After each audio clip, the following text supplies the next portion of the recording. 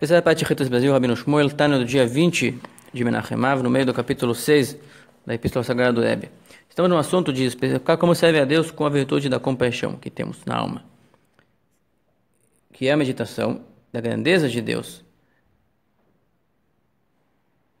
e o qual grande é o risco de nossa alma estar se afastando dele, do que é bom, do que é vivo, do que é digno, e se sujar com todas as abominações da terra materialista, egocêntrica,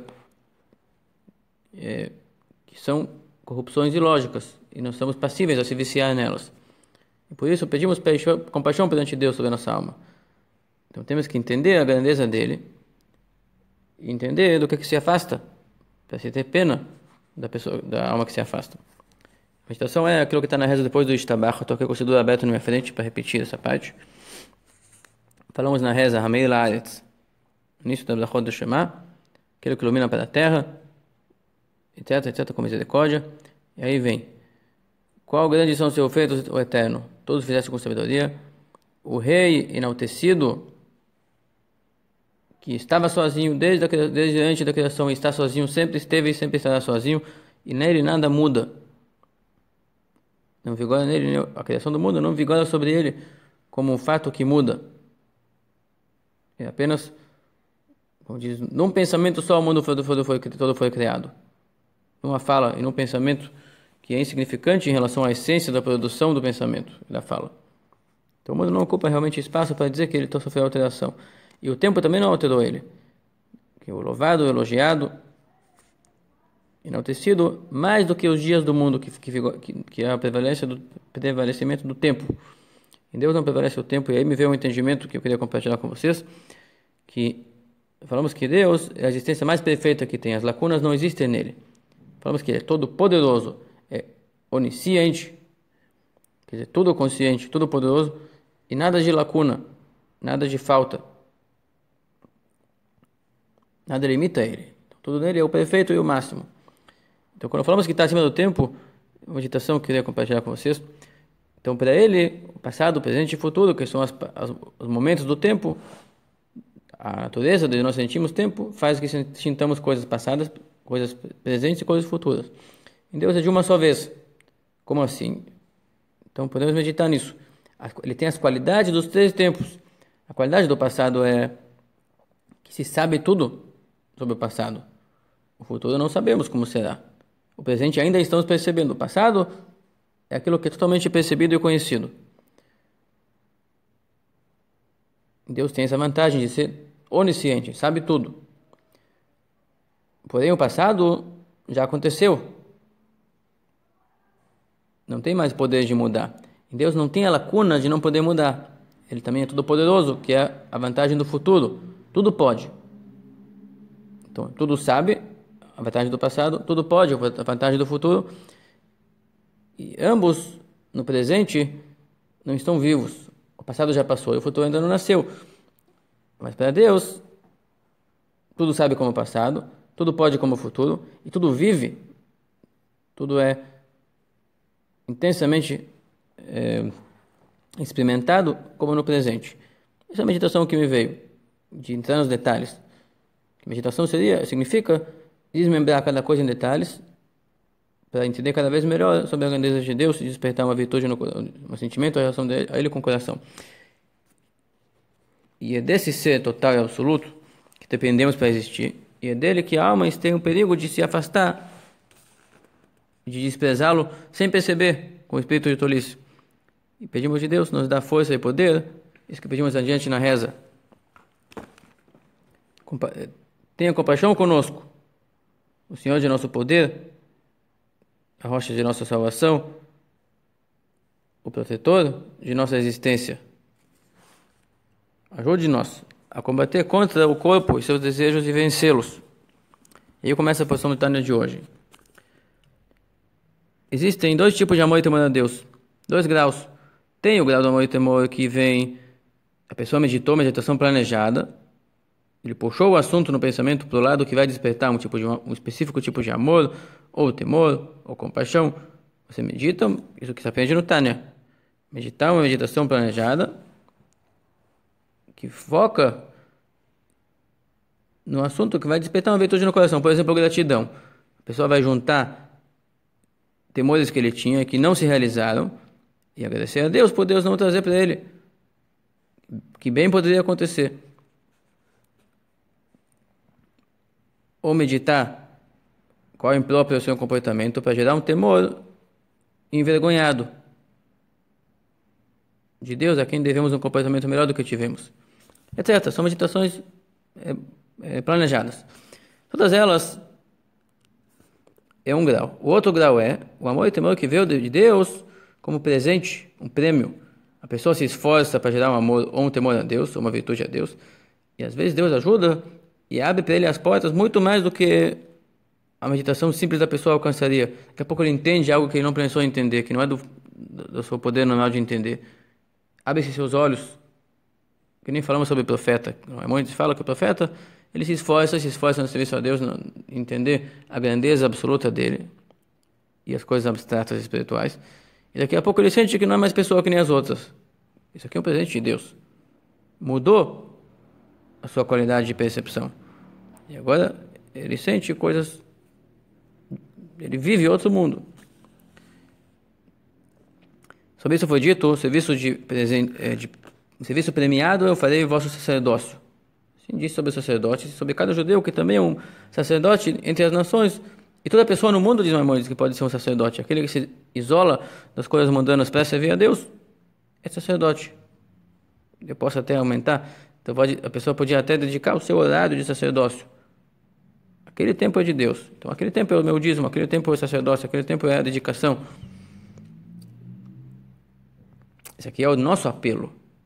Nosso apelo é o nosso esforço. E Deus poderá, se desejar, se decretar, premiar com sensação de amor e temor premiado. Uma sensação intensa que nós não tínhamos como alcançar sem a ajuda dele. E isso que falamos na questão de misericórdia, que pedimos a ajuda de Deus, pedimos algo que venha de Deus, que é mais do que aquilo que nós conquistamos com o nosso poder. Então é claro que aquilo que Deus vai nos dar de amor e temor sempre vai ultrapassar muito a sensação que podemos gerar com nossa capacidade limitada de nossa mente criada. Nossa mente é uma criatura. Vai gerar um amor e temor, já conclusões e comprometimento de amor e temor a Deus limitados. Os outros que vêm do santo, bendito seja do Criador, são muito, muito maiores e comparáveis aos primeiros.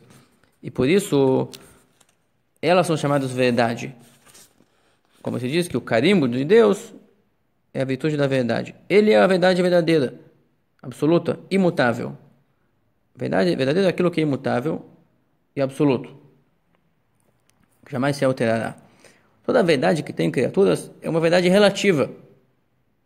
É insignificante perante Deus. A verdade dele é imutável. Ele existe sozinho, não depende de nada para existir, e nada muda ele, nada altera ele.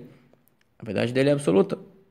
A criatura é relativamente, a verdade é relativa, porque a criatura em si já é uma coisa passageira. Quando vai passar a criatura, vai passar a sua verdade junto. Tudo bem. Isso aqui são considerações sobre a verdade. Mas qual é o caminho que a pessoa conseguirá ter um amor ou temor a Deus de verdade, imutável, infalível, que as tentações não conseguem quebrar ele, esse temor a Deus? Por exemplo, o caminho é através de pedir compaixão de Deus. Pedir compaixão de Deus sobre a centelha de nossa alma, que é uma representação da alma de Jacó, nosso pai, que é o mesmo Israel. Jacó é a mesma pessoa, que tinha dois nomes. E uma centelha da alma de nosso pai Jacó está em cada um de nós. E a virtude de Jacó, falamos que Abraão, a virtude era a bondade, e de Isaac essa é a verdade. Jacó era a verdade e compaixão. Vão juntos, como assim? A verdade é aquele grau que penetra todos os graus.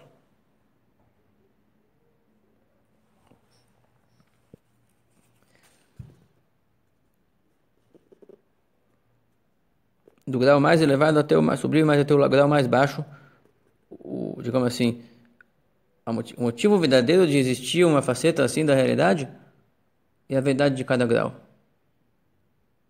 Depois tem os desdobramentos, mas o motivo de cada grau existir é a sua verdade. E o motivo de todo o universo criado existir é para que revela-se a presença divina aqui, para que a verdade que Deus é o existente e verdadeiro esteja percebida, mesmo nesse mundo inferior e escurecido, como está escrito, por mais que eu habite na escuridão, o Eterno me servirá como luz. Também como falamos em outra parte, no Salmo 117, pois se tornou superior sobre nós a sua bondade, superior às tentações, superior à escuridão. Deus supera, a presença dele supera as mentiras que nos envolvem. Então pedimos compaixão de Deus, para que faça que nosso relacionamento com Ele seja verdadeiro, que sejamos verdadeiramente convencidos da sua existência concreta e lidemos com Ele com verdadeira reverência. Porém, para você pedir compaixão de Deus, tem que ser uma sensação que você pede com verdade. Tem que sentir realmente compaixão da sua própria alma.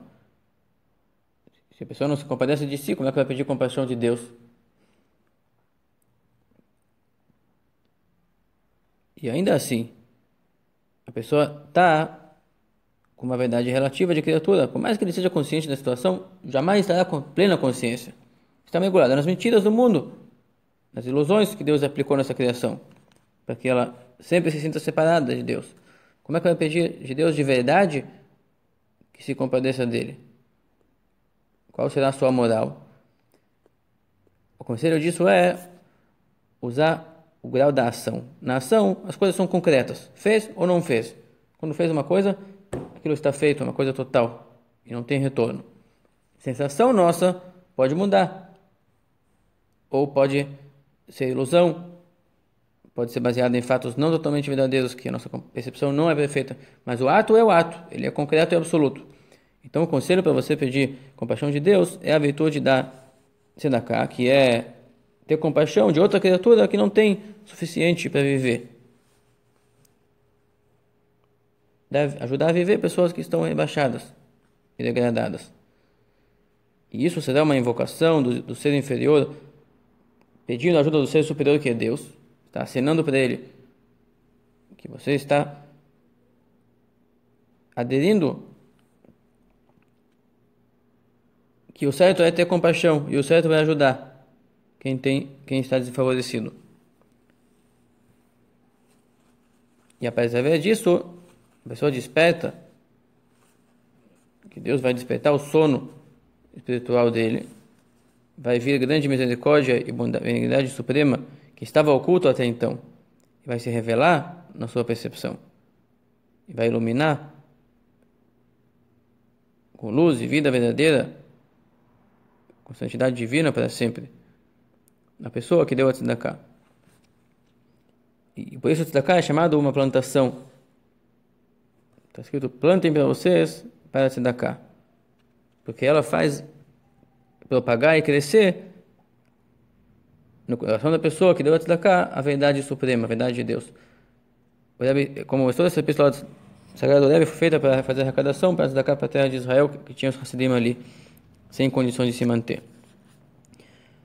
Então ele diz particularmente com tzedakah e bondade verdadeira que se faz com os moradores da Terra Santa, que seja construída em breve em nossos dias, amém, para cumprir o que está escrito, que é a verdade da terra que ela cresce, através de plantar a tzedakah na Terra Santa, e Deus vai ajudar nossos corações a repercutir uma experiência nova de compreensão e relacionamento com Deus, com algo como um fato concreto e real e verdadeiro. E a misericórdia que nós tenhamos deles, a bondade que nós temos com eles, invocam nas alturas também bondades ocultas, para que Deus vai erguer toda a condição de Israel, que não é só a terra física e não só os moradores, mas o povo de Israel todo um bloco das coisas que Deus escolheu para ser os seus servos mais próximos, para fortificar e para reerguer todo o povo de Israel. E sobre isso está escrito: como tzedakah, tu serás reerguida. Até aqui o Tânia do dia 20 de Menachem Av.